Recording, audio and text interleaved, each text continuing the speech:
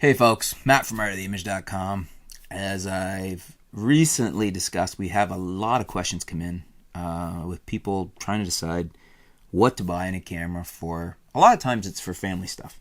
And they want to know, should they, people are telling me you got to go full frame, or people are telling them, you can't shoot with a Micro Four Thirds, or people are telling them, get a Sony, or don't buy a Sony. Like, there's a lot to digest here. And so we have a question come in from,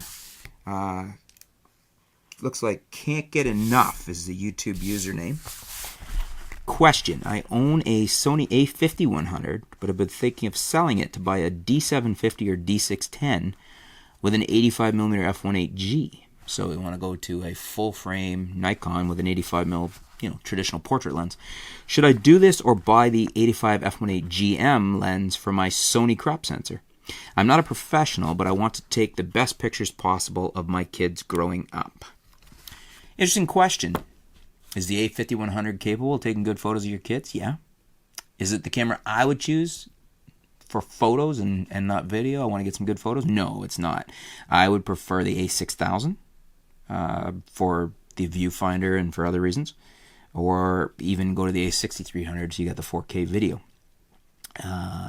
And then if I was going to keep that, a crop sensor camera, would I buy an 85? No, I'd buy a 50 f1.8G because that gives me close to a 85 field of view if I want portraits. It's a good low light lens. To me, an 85 is too long on a crop sensor body. It's, around a 130 something, 135, somewhere in there. And it's too long for me. Everybody's different. You may find that's a nice focal range for portraits.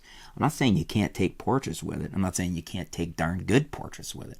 What I'm saying is in most situations I find it to be too tight. It's too long a lens indoors most of the time. You need a lot of room to use a 135 equivalent. So for me on a crop sensor, I go with a 50 because it gives me a 75, which is pretty close to an 85, and it's fast and it's cheap and it's light and it works great on a crop sensor body. So if I was going to stick, if you're going to stick with the a5100, I would look at the Sony 50mm f1.8 OSS. That's what I would get.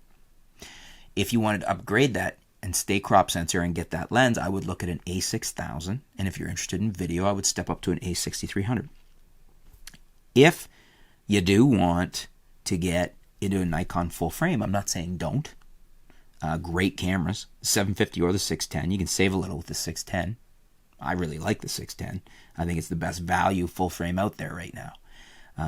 And the 85 f1.8G is a beautiful lens, and I certainly would recommend it as my standard portrait lens. That's what I would buy on the full frame. And I would also probably have the 24-120 f4 VR. That's the two lenses I would buy in the camera. 610, the Nikon D610, the Nikon 85 f1.8G, and the Nikon 24-120 f4 VR. You're covered for most anything you'd ever want to use, especially for family and your kids growing up. Is it going to be better than the Sony? Yeah, better quality pictures. Probably a better autofocus system. People will argue that point, but I would say it will be, especially with the faster lenses and the better performing lenses. Do you need it? No, you probably don't. It's going to be cheaper to go with the Sony, what you have, and buy the 50mm f1.8 OSS, or step up to the a6000 even and get the 50 f1.8. Or even the a6300 and the 50 f1.8. I don't know what you have for a standard zoom right now, but even the 16-50 zoom that I don't care for too much, the kit zoom, would be okay with the 50 for decent portraits of your kid, decent pictures of documenting your children growing up. Which way would you go?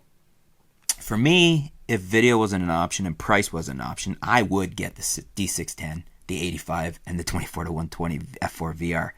But that may be outside of your price point, maybe more camera than you need. You certainly can do it with the Sony options I suggested. But what do you guys think? Which way would you go?